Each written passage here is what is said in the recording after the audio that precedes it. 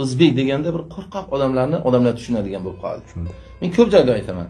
Chechenlar nechta desam ko'pchilik ha bir 70-80 million bo'lsa kerak deydi. Chechenistonda 1 million chechen bor. 1 million chechen bor. Chechen desa qo'rqib qoladi Rossiyada, o'zingiz ko'rib yuribsiz. O'ris ham qo'rqadi, boshqa mamlakatda. Chechen deganda o'sha yovqir yigitlarni tushunadi-da, o'zbek deganda igni qisilgan qo'rqoq odamlarni tushunadigan bo'lib qoldi. Men o'zim Moskvada ko'rib ichim achiganda 70-80 ta odam tursa, bitta formali odam kelsa, u ichki ishlar bo'lish shart emas, bir o'chiruvchi bo'lsa ham-da, endi bojxonachi bo'lsa ham formalikni ko'rsa 80 kishining orqasiga o'tib ketib, bunday qilib turadi-da o'zbek. Nimaga? Jaloliddin edi-ku, mendirman edi-ku. Nimaga menman deya olmay qoldi o'zbek?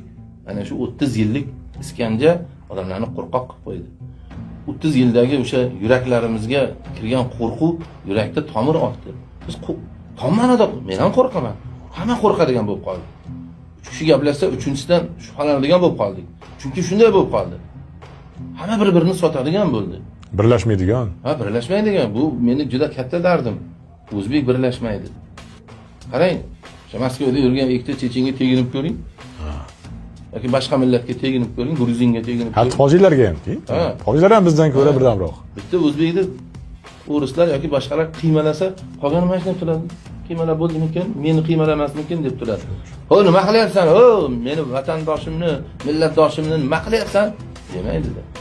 Chunki 30 yil davomida mana shunaqa qo'rquv yuraklarga singdirildi. Qo'rquv saltanati bo'ldi O'zbekiston. Mana Xudoga shukr, endi dunyoga chiqyapmiz. Hamma yoq yaxshi bo'lyapti, asta-asta. Birdaniga endi 30 yilda bu ahvolga kelmasa, yana bir 30 yil kerak bo'ladi-da. Mendirman o'sha deyishimizga yana 30 yil kerak bo'ladi-da. Men qo'rqoqlikdan voz kechmaslik qiyin bo'lsa kerak. Endi o'tish davri deb ko'p aytadi-yu, o'tish davri nima degani? Davr o'tmaydi, biz o'tib ketishimiz kerak-da. O'sha qo'rqoq avlod, o'sha qo'rqoqlikni qo'rqib devorda ham qulog'i bor deb qo'rqib yurgan mana shu bizda avlodimiz o'tib ketish kerak.